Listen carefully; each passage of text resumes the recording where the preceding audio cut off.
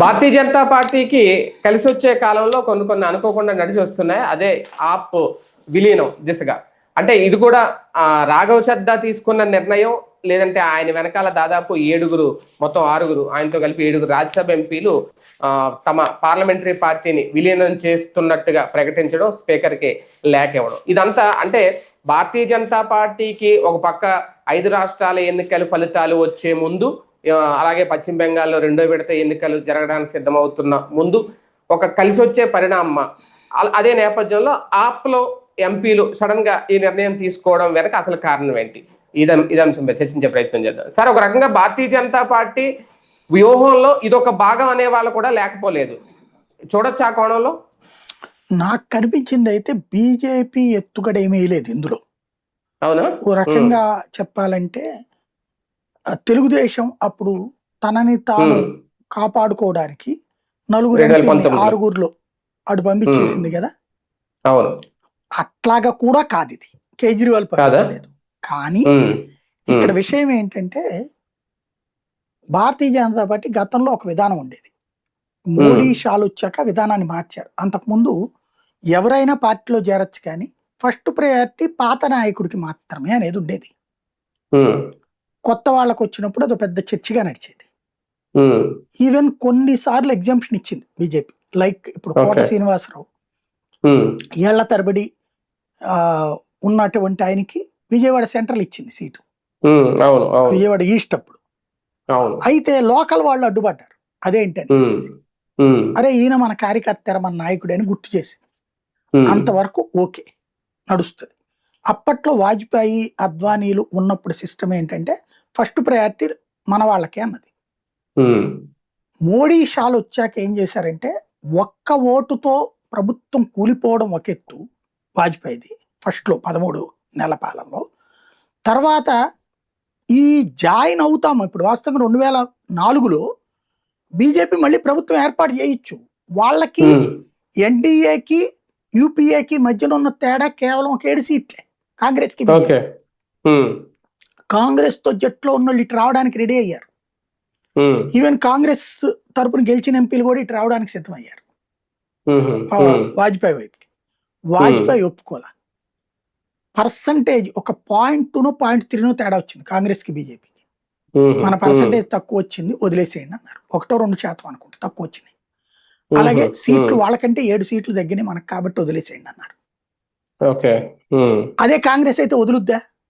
కర్ణాటకలో వదిలిందా? అట్లాగా కర్ణాటక దాని పేరేంటది, మధ్యప్రదేశ్లో వదిలిందా? 1% ఓట్లు ఎక్కువ వచ్చినప్పుడు బీజేపీ వదలలేదుగా.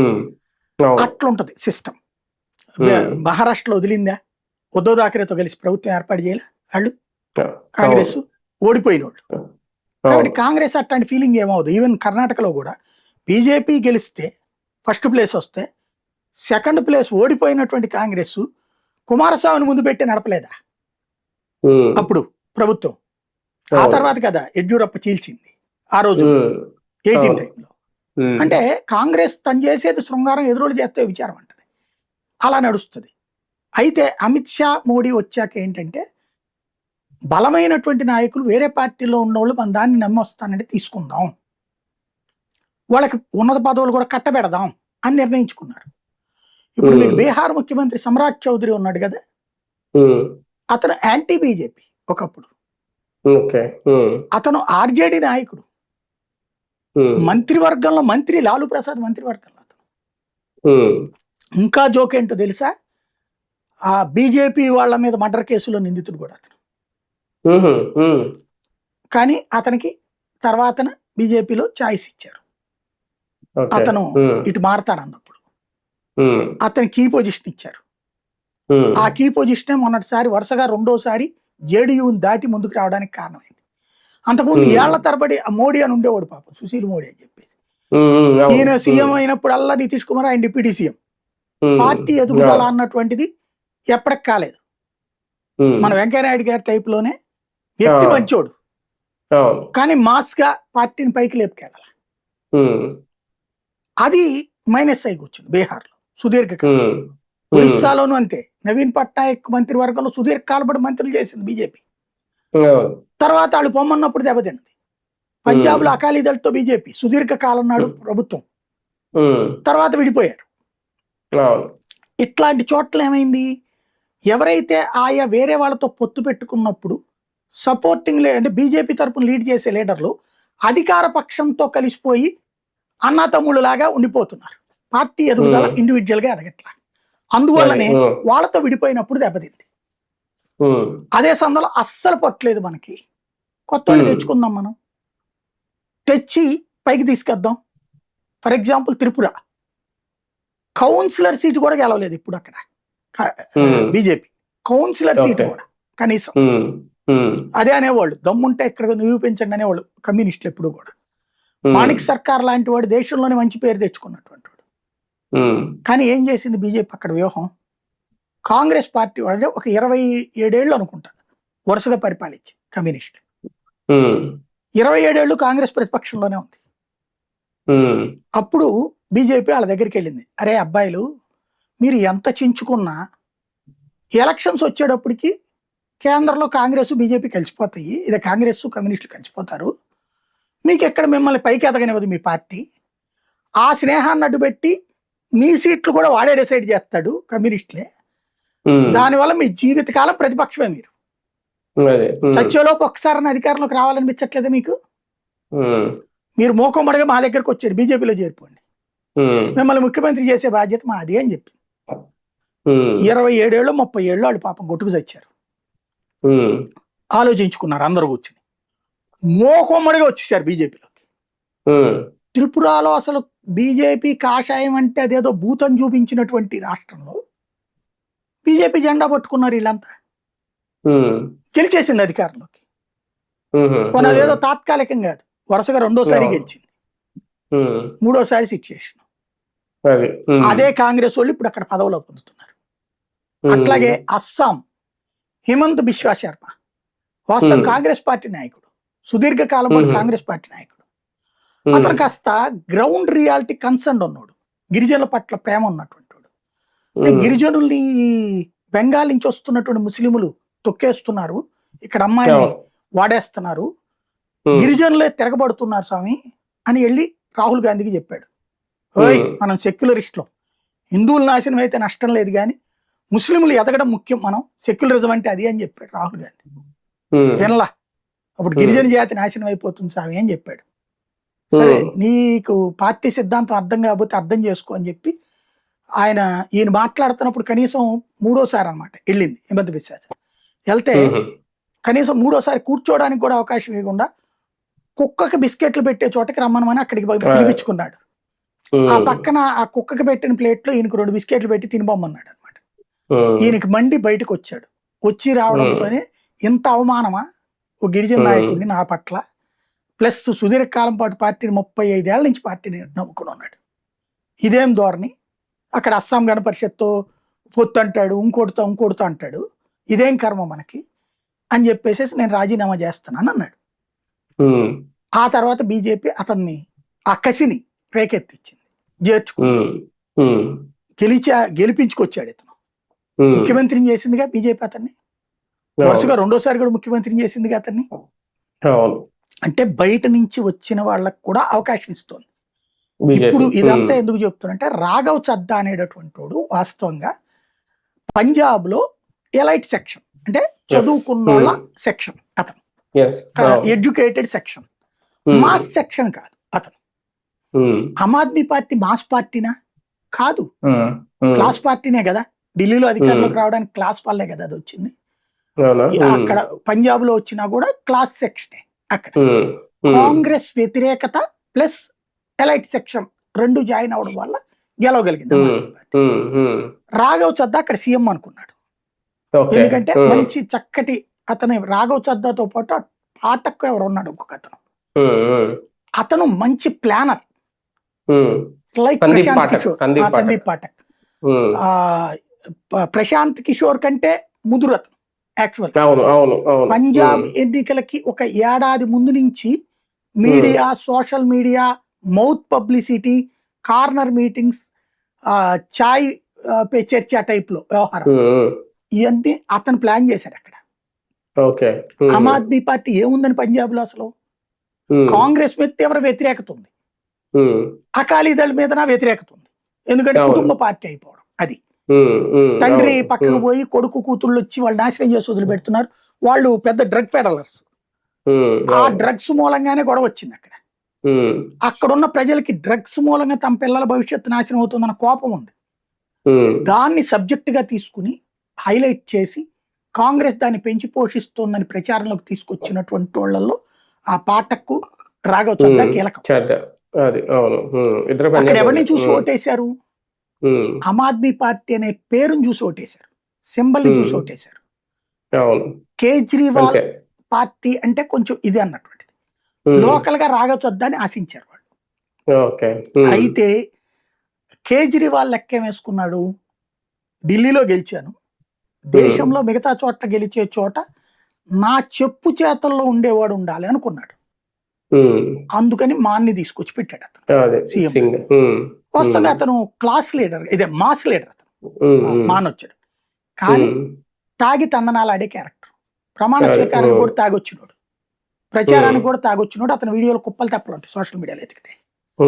అతను ఎందుకు సీఎం చేశారు అంటే తన మాట వినే అతను ఏం చేయడు, కేవలం అతను కూర్చుని ఉంటాడు, ఆ ప్రోటోకాల్ పాటించుకుంటాడు. మిగతాదంతా అక్కడ ఉన్నటువంటి కేజ్రీవాల్ మనుషులు చూసుకుంటారు పరిపాలన. కాబట్టి అట్లా నడిచిపోయింది. కేజ్రీవాల్ సీఎం గా ఉన్నప్పుడు వీళ్ళు చూసేవాళ్ళు, కేజ్రీవాల్ తరఫున రాఘవ్ చద్దా ఈ పాటకి వీళ్ళందరూ చూసేవాళ్ళు, రాజ్యసభ సభ్యులందరూ కూడా. అందుకే వాళ్ళకి ఆ పోస్టులు ఇచ్చింది రాజ్యసభ సభ్యులు. అయితే కేజ్రీవాల్ ఢిల్లీలో ఎప్పుడైతే దెబ్బతినడం ప్రారంభించారు, కేసు పెట్టడం ప్రారంభించారో అక్కడి నుంచి ఆదాయ వనరులు పంజాబ్ నుంచి పిండుకుంటున్నాడు అతను. ఇవాళ కేజ్రీవాల్కి అయ్యే ఖర్చు అంతా పంజాబ్ ప్రభుత్వం భరిస్తుంది. కేజ్రీవాల్ సెక్యూరిటీ కూడా ఎక్కడి నుంచి. ఈవెన్ కేజ్రీవాల్ ఎవరి మీద కేసు పెట్టాలంటే పంజాబ్ పోలీసులు చేత దొంగ కేసు పెట్టిస్తున్నాడు, ఢిల్లీలో ఉన్న వాళ్ళు ఎవరైనా ఏడిపించాలంటే. అలాంటి సిచ్యుయేషన్ వచ్చినప్పటి నుంచి వీళ్ళకి అర్థమైపోయింది కేజ్రీవాల్ వదిలిపెట్టడు. ఏది సైద్ధాంతికంగా మనం ప్రజాస్వామ్యయుతమైన పార్టీ, మనలో మనం కూర్చుని ఓట్లు వేసుకుని ఎవరిని ఎంపిక చేసుకుంటే వాళ్లే నాయకుడు అని చెప్పినటువంటి వాడు మళ్ళీ సీల్డ్ కవర్ సిద్ధాంతం లేదా కేజ్రీవాల్ ఎవరిని డిసైడ్ చేస్తే ఆడే సీఎం. ఇంకా అందులో ప్రజాస్వామ్యం ఏడ తెచ్చింది? కాంగ్రెస్ సిస్టమే నడిచొచ్చింది, బీజేపీ విధానమే తెస్తుంది. అక్కడ ఇంకేముంది ప్రత్యామ్నాయం? అక్కడ రేపు పంజాబ్ లో జరగబోయే ఎన్నికలకు కూడా ఒక గట్టి దెబ్బ కొట్టే వ్యూహం ఇది చడ్డాది గాని. పంజాబ్ ఎన్నికలలో తను ముఖ్యమంత్రి కావడానికి 7 ప్రయత్నిస్తున్నారండి. ఎవరు? రాఘవ్ చద్దా ముఖ్యమంత్రి కావడానికి. రాఘవ్ చద్దా కావచ్చు, ఆ పాఠక్ కావచ్చు, వీళ్ళందరూ కలిసి రేపు ఇక వీళ్ళకి బీజేపీలో చేరి బీజేపీ తరపున పోటీ చేస్తారు. ఇంతకుముందు చద్దా ఎమ్మెల్యే అక్కడ రాజ్యసభ ఇచ్చి చద్దాని పక్కన పెట్టించాడు, ఎందుకంటే నా మాన్ని కంట్రోల్ చేసి ఆ ప్లేస్ అడుగుతాడని. అతనికి అది తీసేసి ఇవ్వడం ద్వారా అతనికి ఛాన్స్ లేకుండా చేశాడు. ఇప్పుడు అతను బీజేపీకి ఇప్పుడు అక్కడ సీన్ లేదు కదా, ఎంతవరకు కూడా 10% 15% ఓట్లు వచ్చిన కిందసారి సీట్లు 2-3 వచ్చినట్టున్నాయి అంతే. అక్కడ అకాలీదళకి కాంగ్రెస్ కి మధ్యన పోరు నడుస్తోంది.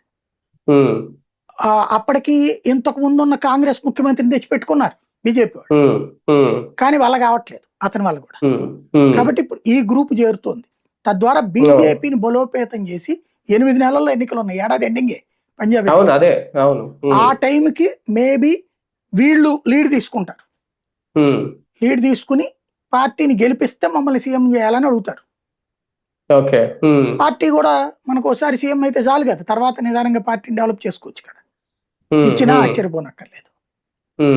అంటే ఇంకా భారతీయ జనతా పార్టీ ఇంతకుముందు ఢిల్లీలో ఎలాంటి సక్సెస్ తీసుకుందో రేపొద్దున పంజాబ్ లో కూడా పంజాబ్ కూడా తన ఖాతాలో వేసుకోవడానికి ఇది బాగా కలిసి వచ్చే అంశమేనా? అంటే ఇవన్నీ బట్ వీటన్నిటికీ ముందు ఈ ఏడాది రేపు వచ్చే 4వ తారీఖు రిజల్ట్ మీద ఆధారపడి.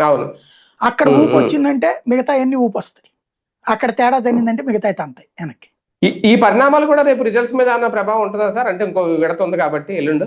అంటే మమత అది చెప్పుకుని వెళ్తే ఉంటది గట్టిగానే, అది కొంతమేర బీజేపీకి నెగిటివ్ అవ్వచ్చు. అవును. ఆప్ కంప్లీట్ గా అంటే తన చీపురు గుర్తు కాబట్టి ఇంకా పంజాబ్ లో కూడా రేపు పొద్దున తేడా వస్తే ఇంకా తుడిచిపెట్టుకుపోయినట్టేనా? అంటే బేసిక్ గా రేపటి పంజాబ్ ఎలక్షన్స్ లో ఆమ్ ఆద్మీ పార్టీ గెలిస్తే ఓకే, ఓడింది అనుకోండి ఉద్ధవ్ థాకరే శివసేన టైప్ అయిపోద్ది. ఇందులో ఉన్నటువంటి వాళ్ళందరూ అటుకి వెళ్ళిపోయేసి ఆ గుర్తు మాదని వెళ్తారు రేపు పొద్దున. అవును. ఆంధ్రాలో తెలుగుదేశం ఎట్లయితే చంద్రబాబు గారి వశమైందో అక్కడ ఇంకొకళ్ళ వశం అయిపోతుంది పార్టీ. అంటే దీంట్లో అమిత్ షా వ్యూహం, మోడీ వ్యూహం పెద్దగా లేకపోయినా కలిసి వచ్చే కాలంగా అయితే కనిపిస్తోంది అంతే కదా, ఈ ఇప్పుడు ఈ పరిణామం. బలం పెరిగింది బీజేపీకి. ఉమ్. ఇంకో 14 సీట్లు వస్తే ఎన్డీఏ 2/3 మెజారిటీ వచ్చినట్టు రాజ్యసభలో. ఇంకో 16 ఇప్పుడు వస్తాయి. ఇప్పుడు అనుకోకుండా ఒక 7 సీట్లు కలిసి వచ్చినట్టే. అంతే, రాజ్యసభ అంటే ఆషామాషి కాదు కదా, కలిసి వచ్చినట్టు బాగా. అంటే అనర్హత వేటు వేయకుండా కూడా ఇలాంటి నిర్ణయాలు తీసుకుంటారా సార్ ఎంపీలు? అప్పుడు అంటే ఇందులో 2019లో అనర్హత కూడా కుదరదు. టీడీపీ. మామూలుగా అయితే అప్పుడు కూడా 2/3 కదా, 6గురులో అవును. 4. ఇప్పుడు 10లో 7. 2/3 కాబట్టి వాళ్ళ విలీనానికి ఒప్పుకున్నారు కదా. దాని మీద పాపం కపిల్ సిబల్కి డబ్బులు లేవనుకుంటా, వీళ్ళకి లేదు రేపు సుప్రీంకోర్టులో నేను ఆపేస్తానని ఏదో చెప్తున్నాడు. కోర్టు ఫీజులు తప్పించి దేనికి దిక్కుండదు అది. 2/3 అనేది ఆటోమేటిక్. ఇంకోటి చైర్పర్సన్, అక్కడ మామూలుగా లోక్సభకి అయితే స్పీకర్ ఉంటారు, రాజ్యసభకి చైర్పర్సన్ అంటాం, చైర్మన్ ఆర్ చైర్పర్సన్ అనమాట లేడీ అయితే. చైర్మన్ ఆటోమేటిక్ ఆమోదించాడు, 2/3 ఉంది కాబట్టి అయిపోయింది అక్కడ సీన్. సార్ ఇది అంటే వచ్చిన 7 రాజ్యసభ సభ్యులే కాబట్టి కంప్లీట్ గా ఆప్ లో ఇది ఒక ముసలం అని ఎంతవరకు అనుకోవచ్చు? అంటే ఒకటి 2 రకాలుగా ఉంటుంది. ఒకటి ముసలం, రెండోది బెనిఫిట్ కూడా. ఆమ్ ఆద్మీ పార్టీకి ఇదిగో వీళ్ళందరూ ద్రోహులు అని చెప్పుకుని రేపు పొద్దున్న సింపతి చూపించడానికి, ఇదిగో చూడండి అన్యాయం చేస్తుంది బీజేపీ, ప్రజాస్వామ్యాన్ని కూని చేస్తుంది అని చెప్పడానికి ఉపయోగపడుతుంది కూడా. అదొకటి ఊహించిన షాక్ కూడా, అంటే ఈ స్థాయిలో వెళ్తారని ఊహించండి. అది ఊహించలేదు, అందులో డౌట్ లేదు. రైట్. చూద్దాం. మొత్తానికి బీజేపీకి కలిసి వచ్చే కాలం నడుస్తుందా ప్రస్తుతం? రేపు 4వ తేదీన ఫలితాల తర్వాత ఎంతవరకు కలిసి వస్తుంది అనేది ఒకటి. ఇంకో పక్క ఇంకా నెక్స్ట్ రాబోయే ఎన్నికలకి ఇప్పటి నుంచే ప్రిపేర్ అవుతుంది భారతీయ జనతా పార్టీ అన్నట్టుగానే ఈ యాప్కి సంబంధించి పార్లమెంటరీ విలీనం అనేది ఎంతవరకు సక్సెస్ అవుతుంది రేపు పొద్దున్న వేచి చూద్దాం.